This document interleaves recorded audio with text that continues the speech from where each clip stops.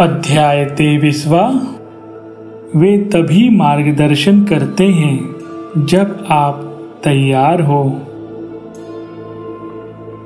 एक बार एक सदस्य ने संस्था के लिए बहुत बड़ी धनराशि दान करने की इच्छा प्रकट की, जिससे हमें हर महीने की गतिविधियों के लिए नियमित धन मिलता रहे। उस समय संस्था के अकाउंट्स के देखरेख की जिम्मेदारी मेरे पास थी।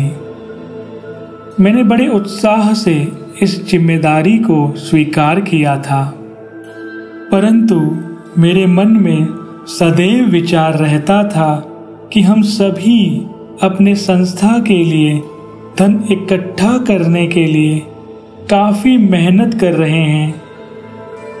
ऐसे में यह खबर सुनकर मैं बहुत खुश हो गया। मुझे लगा कि जैसे अब हमें धन के लिए और अधिक परिश्रम करने की आवश्यकता नहीं होगी, वह हम अपना संपूर्ण ध्यान संस्था की अन्य गतिविधियों में लगा पाएंगे। संघर्ष समाप्त होने के कारण मैं काफी राहत महसूस कर रहा था। मैंने अगले 2-3 दिन इसी खुशी में बिता दिए।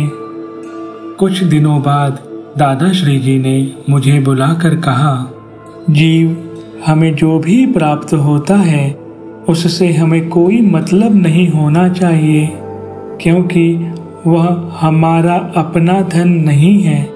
वह धन केवल मानवता की सेवा के लिए है। वह लोगों के लिए है, उनके कल्याण के लिए है और उन्हीं का है। हमें इस धन के प्रति कोई भी लालच भाव ना होना चाहिए और ना ही कभी इस पर अपना अधिकार जमाना चाहिए। दादाश्री जी की इन बातों से मेरी आंखें तुरंत खुल गईं। उन्होंने मेरे भीतर के लालच भाव को पहचान लिया था और उसी पल मुझे मोह के जाल में गिरने से बचा लिया। मैंने उनसे क्षमा मांगी और यह स्वीकार किया कि मुझ में लालच का भाव आ गया था।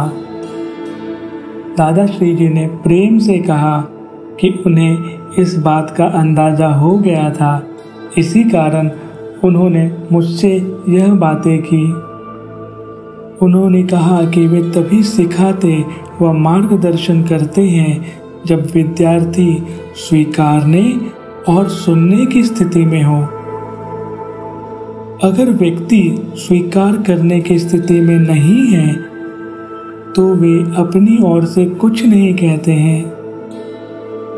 मैं दादाश्री जी का आभारी था, क्योंकि मैं जानता था कि मुझे यह स्वीकारने की स्थिति भी केवल उन्हीं के आशीर्वाद से प्राप्त हुई।